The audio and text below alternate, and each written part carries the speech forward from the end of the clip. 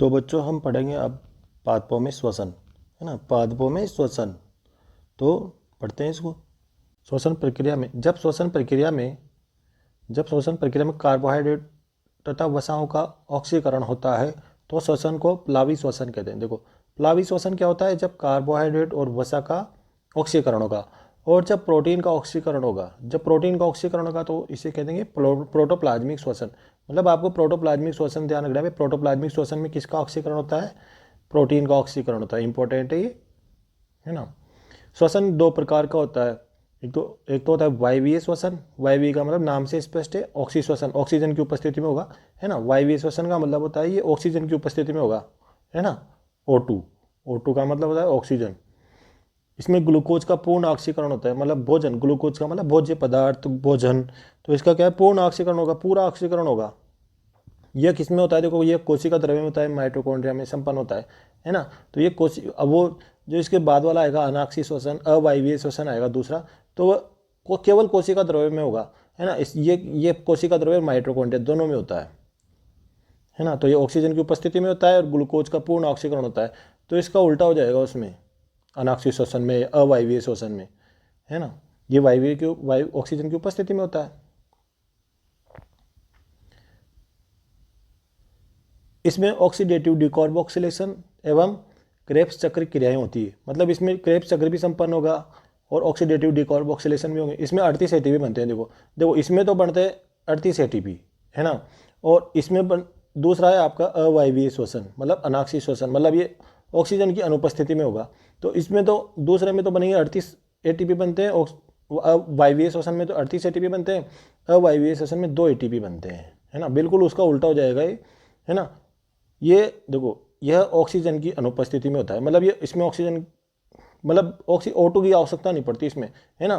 बिना ऑक्सीजन के बनता है ये, होता है ये अवायवीय श्वसन। नाम से आ गया ना, अवायवीय, मतलब इसमें ऑक्सीजन की जरूरत नहीं है ना।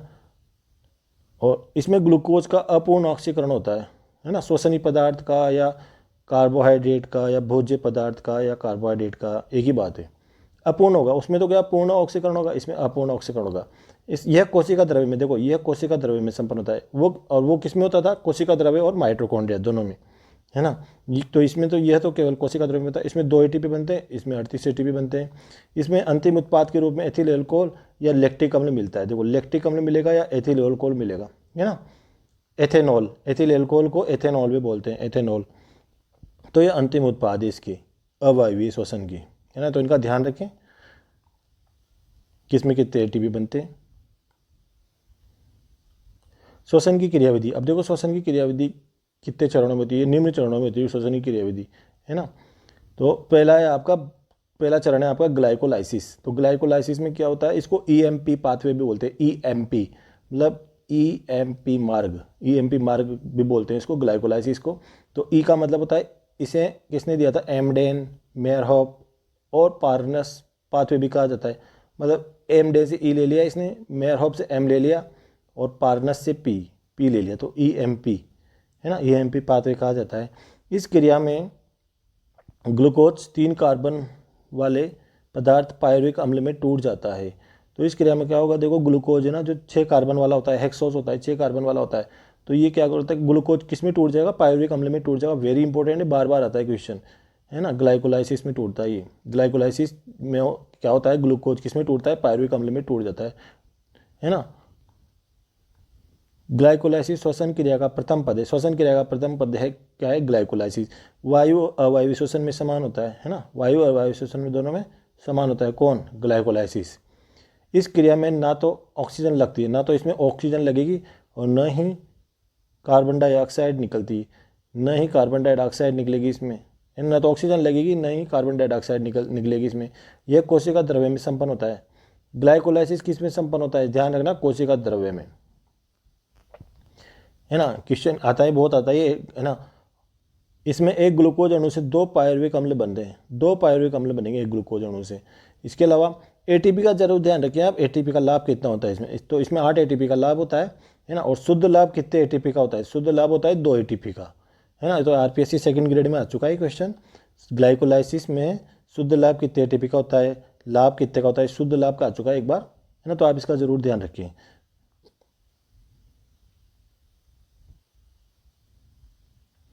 दूसरा चरण है श्वसन का, देखो श्वसन के चरण पढ़ रहे हैं, परंतु दूसरा चरण है इसका एसिटाइल को एंजाइम ए का निर्माण। एसिटाइल को एंजाइम ए का निर्माण, है ना, या ऑक्सीडेटिव डीकार्बोक्सिलेशन। ऑक्सीडेटिव डीकार्बोक्सिलेशन में इसी को बोलते हैं, या लिंक अभिक्रिया, या गेटवे रिएक्शन। चारों नाम एक ही है ना, किसी भी नाम से एग्जाम में क्वेश्चन आ जाता है ना, कि लिंक रिएक्शन क्या होती है, या एसिटाइल कोएंजाइम ए का निर्माण कैसे होता है। देखो इस पद में पायरुविक अम्ल का वायवीय ऑक्सीकरण होता है, मतलब ग्लूकोज से तो बन गया पायरुविक अम्ल, अब पायरुविक अम्ल से क्या बनेगा, एसिटाइल कोएंजाइम ए बनेगा, है ना। तो ऑक्सीजन की उपस्थिति में ऑक्सीकरण होता है, मतलब ऑक्सीजन की उपस्थिति में ऑक्सीकरण होता है इसमें, है ना। क्रियास्थल क्या है, कहाँ जहाँ पे ये संपन्न होती है, मतलब ऑक्सीडेटिव डीकार्बोक्सिलेशन कहाँ पे संपन्न होगा, पैरामाइटोकॉन्ड्रियल अवकाश में। मतलब एसिटाइल कोएंजाइम ए का निर्माण कहाँ पे होगा, पैरामाइटोकॉन्ड्रियल अवकाश में होगा, है ना। क्रियास्थल है इसका ये। दो इसमें क्या होगा, देखो दो अणु पायरुविक अम्ल क्या होता है, दो अणु पायरुविक अम्ल का दो अणु एसिटाइल कोएंजाइम ए में रूपांतरण होता है। एसिटाइल दो अणु पायरुविक अम्ल किस में बदल जाएंगे, एसिटाइल कोएंजाइम में बदल जाएंगे, है ना। इस चरण में कितने एटीपी का लाभ होता है, 6 एटीपी का लाभ होता है। उसमें कितने का लाभ हुआ था, 8 एटीपी का लाभ होता है, इसमें 6 एटीपी का लाभ हुआ है ना। तो एटीपी जरूर ध्यान रखें, वेरी इंपॉर्टेंट है। अब देखो यह ग्लाइकोलाइसिस तथा क्रेब्स चक्र के बीच की योजक कड़ी है, वेरी इंपॉर्टेंट। ग्लाइकोलाइसिस क्रेब्स चक्र के बीच की योजक कड़ी क्या है, एसिटाइल कोएंजाइम का निर्माण। सीधा परीक्षा में आता है, आ चुका है आरपीएससी सेकंड ग्रेड में। अब एसिटाइल कोएंजाइम में क्या होता है, वसा व कार्बाइड उपापचय के बीच की योजक कड़ी भी है ना। तो वसा और कार्बाइड उपापचय के बीच की योजक कड़ी क्या है, एसिटाइल कोएंजाइम ए।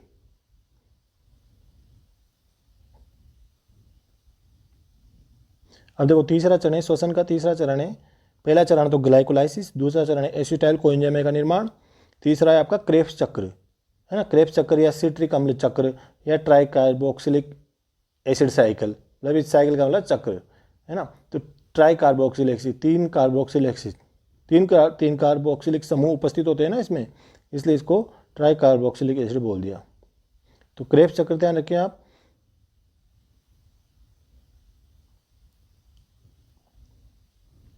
खोज करता, देखो क्रेब्स चक्र की खोज किसने की थी, क्रेब्स चक्र देखो ऑक्सीजन की उपस्थिति में हो रहे हैं सब, अपन वायवीय श्वसन पढ़ रहे हैं, वायवीय श्वसन है एक तरह से ये सारे, है ना। तो वायवीय श्वसन में होता है ये क्रेब्स चक्र, है ना। तो खोज करता कौन है इसके क्रेब्स चक्र, हेंस क्रेब ने खोज की, नाम क्रेब आ गया ना, हेंस क्रेब। तो क्रेब्स चक्र कबूतर की मांसपेशियों में खो जाता, है ना, कबूतर की पेशियों में खो जाता, मांसपेशियों में खो जाता। अब इसका क्रियास्थल क्या है क्रेब्स चक्र का, वेरी इंपॉर्टेंट, माइटोकॉन्ड्रिया की मैट्रिक्स। क्रेब्स चक्र का क्रियास्थल क्या है, माइटोकॉन्ड्रिया की मैट्रिक्स में संपन्न होता है। ये क्रेब्स चक्र कहाँ पे संपन्न होता है, माइटोकॉन्ड्रिया की मैट्रिक्स में संपन्न होता है। क्रेब्स चक्र में प्रथम निर्मित यौगिक कौन सा है, सिट्रिक अम्ल है। क्रेब्स चक्र में प्रथम निर्मित यौगिक कौन सा है, सिट्रिक अम्ल चक्र इसलिए बोलते हैं ना इसको। इसमें क्या होता है, क्रेब्स चक्र में 10 कार्बनिक अम्लों का निर्माण होता है, 10 कार्बनिक अम्लों का निर्माण होता है। क्रेब्स चक्र में क्या होता है, देखो एसिटाइल कोएंजाइम में, देखो ग्लाइकोलाइसिस से बना था, ग्लाइकोलाइसिस में क्या होता है, ग्लूकोज से पहले पायरुविक अम्ल बना, फिर पायरुविक अम्ल से एसिटाइल कोएंजाइम में बना।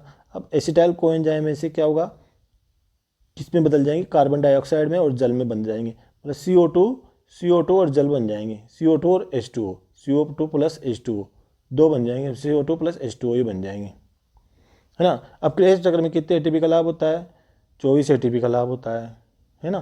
तो 8 तो ग्लाइकोलाइसिस में होगा, 6 एसिटाइल कोएंजाइम में हो गया, और क्रेब्स चक्र में 24 होंगे। तो जोड़ लो इनको, कितने हो गए, 38 हो गए पूरे, है ना, 38 हो गए पूरे 38 हो गए, टोटल कर लेना इनको, है ना। तो इसमें 38 एटीपी बनते हैं ऑक्सी श्वसन में, वायवीय श्वसन में। अगला वाला बहुत इंपॉर्टेंट है, अल्फा कीटो ग्लूटेरिक अम्ल। ये क्या होता है, जिसे 10 कार्बनिक अम्लों का निर्माण होता है ना क्रेब्स चक्र में, तो ये अम्लों का निर्माण होता है। तो ये अम्ल ऐसा है, अल्फा कीटो ग्लूटेरिक अम्ल, ये 5 कार्बन वाला होता है ना। तो ये पूछा जाता है कि क्रेब्स चक्र में बनने वाला 5 कार्बन वाला यौगिक है, 5 कार्बन वाला अम्ल है ना। तो अल्फा, उसका नाम है अल्फा कीटो ग्लूटेरिक अम्ल, वेरी इंपॉर्टेंट, है ना, वेरी इंपॉर्टेंट है, ध्यान रखना इसका। तो क्रेब्स चक्र में 24 एटीपी का निर्माण हो जाता है ना। तो आप इसका जरूर ध्यान रखिए, ये दोनों पॉइंट बहुत इंपॉर्टेंट है इसमें। प्रथम निर्मित यौगिक की ध्यान रख लेना, और क्रियास्थल क्या है इसका, मतलब ये कहाँ पे संपन्न होता है, माइटोकॉन्ड्रिया की मैट्रिक्स में संपन्न होता है, क्रेब्स चक्र। अगला चरण है श्वसन का ईटीएस। अब देखो ईटीएस में क्या होता है, इसका पूरा नाम है इलेक्ट्रॉन परिवहन तंत्र, electron transfer system, electron transfer system, electron परिवहन तंत्र। मतलब क्या करेंगे, इलेक्ट्रॉन परिवहन इधर से उधर परिवहन करेंगे। इसको श्वसन श्रृंखला भी बोलते हैं, श्वसन श्रृंखला या ऑक्सीडेटिव फॉस्फोरिलीकरण। मेनली तो आप ईटीएस ध्यान रखो या श्वसन श्रृंखला ध्यान रख लो, ईटीएस ध्यान रखना आप। तो ईटीएस इसमें क्या होगा, इस चक्र में वायु की उपस्थिति में, देखो ये सब वायु की उपस्थिति में होंगे, वायु की उपस्थिति में एटीपी का निर्माण होगा, इसका मतलब ही यही है ना। इलेक्ट्रॉन परिवहन तंत्र या इलेक्ट्रॉन स्थानांतरण तंत्र ईटीएस, इलेक्ट्रॉन ट्रांसफर सिस्टम, इसमें क्या होगा, वायु की उपस्थिति में, इसमें एटीपी का निर्माण होगा वायु की उपस्थिति में। इस चक्र के दौरान ग्लाइकोलाइसिस तथा क्रेब्स चक्र से मुक्त NADH2 ऐसे आएंगे, NADH, ये 2 नीचे आएगा ऐसे, है ना, तो यहाँ पे 2 ऐसे आएगा नीचे, तथा FADH2 यहाँ भी H के नीचे 2 आएगा, 2 ETS में प्रवेश करते हैं और ATP का निर्माण करते हैं। देखो NADH2 और FADH2 ये क्या करेंगे, ETS में प्रवेश करेंगे और किसका निर्माण करते हैं, ATP का निर्माण करते हैं। अब ये क्वेश्चन यहाँ से बार बार पूछा जाता है कि अंतिम इलेक्ट्रॉन ग्राही है श्वसन श्रृंखला में, जो ETS में श्वसन प्रक्रिया के दौरान अंतिम इलेक्ट्रॉन ग्राही है, ETS प्रक्रिया में अंतिम इलेक्ट्रॉन ग्राही कौन सा है, या तो ऑक्सीजन दे देगा वो आपको O2, है ना, ऑक्सीजन दे देगा O2 करके दे देगा आपको, या फिर आपको साइटोक्रोम, अगर साइटोक्रोम देगा तो A3 देगा, A3 ऐसे लिखेंगे अपन, A3 नीचे, है ना, तो A3। और अंतिम ऑक्सीजन गैस दे देगा तो ऐसे दे देगा, O2 दे देगा या A3 दे देगा ऐसे। साइटोक्रोम अंतिम साइटोक्रोम, श्वसन प्रक्रिया का अंतिम साइटोक्रोम है, अंतिम इलेक्ट्रॉन ग्राही साइटोक्रोम है, तो A3 दे देगा, है ना, ऐसे दे देगा आपको, साइटोक्रोम A3 ऐसे दे देगा आपको, A3। सक्रिय ऑक्सीजन परमाणु, इसको जरूर ध्यान रखना आप, तो सक्रिय ऑक्सीजन परमाणु और तथा हाइड्रोजन धनायन H+, हाइड्रोजन धनायन का मतलब H+, मिलकर जल का निर्माण करते हैं, H2O का निर्माण करते हैं, मतलब इसे टर्मिनल ऑक्सीडेशन कहते हैं या अंत्यस्थ ऑक्सीकरण कहते हैं। अंत्यस्थ ऑक्सीकरण मतलब ये इतना इंपॉर्टेंट नहीं है, इंपॉर्टेंट यहाँ पे ये है सबसे ज़्यादा, है ना, और इसमें ATP का निर्माण होता है वायु की उपस्थिति में। फिर भी आप तो इसको भी जरूर याद करना भाई, टर्मिनल ऑक्सीडेशन क्या होता है, ऑक्सीजन और हाइड्रोजन मिल जाएंगे तो जल का निर्माण हो जाएगा, जिसको अंत्यस्थ ऑक्सीकरण भी बोलते हैं, अंत्यस्थ ऑक्सीकरण हिंदी में बोलते हैं, टर्मिनल ऑक्सीडेशन इंग्लिश में बोलते हैं। यदि एक NADPH2 ETS में प्रवेश करता है तो 3 ATP बनते हैं, एक FADH2 यदि ETS में प्रवेश करता है तो 2 ATP बनते हैं। मतलब एक NADH2 है ना, उससे 3 ATP बनेंगे, एक FADH2 से है ना कितने ATP बनेंगे, 2 ATP बनेंगे, है ना। NADH2 NADH ऐसे 2 ऐसे आएगा, नीचे आएगा, यहाँ पे जो 2 है ना वो नीचे आएगा, ऐसे नीचे आता है 2, है ना, यहाँ भी नीचे आएगा ये 2, है ना। तो इससे एक NADPH2 से कितने ATP बनेंगे, 3, FADH2 से कितने ATP बनेंगे, 2।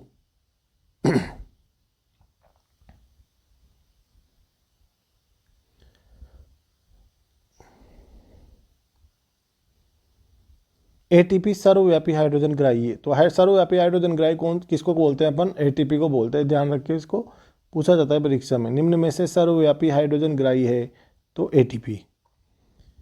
श्वसन गुणांक, अब देखो श्वसन गुणांक क्या होता है, RQ, श्वसन गुणांक को इंग्लिश में बोलते हैं RQ। तो ये क्या होता है, श्वसन गुणांक मतलब क्या होता है, श्वसन गुणांक बराबर मुक्त कार्बन डाइऑक्साइड, जो कार्बन डाइऑक्साइड गैस है, CO2 गैस है, मुक्त CO2 गैस अपॉन प्रयुक्त ऑक्सीजन गैस, है ना, तो अपॉन प्रयुक्त ऑक्सीजन गैस, मतलब आप कितनी ऑक्सीजन गैस मुक्त, कार्बन डाइऑक्साइड गैस मुक्त होती है और आपने कितनी ऑक्सीजन गैस प्रयोग में ली, तो उनका अनुपात कहलाता है श्वसन गुणांक RQ। अब देखो परीक्षा में पूछा जाता है कि किस कार्बोहाइड्रेट के लिए RQ का मान कितना होता है, वसा के लिए कितना होता है RQ का मान, प्रोटीन के लिए कितना होता है RQ का मान, है ना। तो इसके बारे में पढ़ते हैं आगे।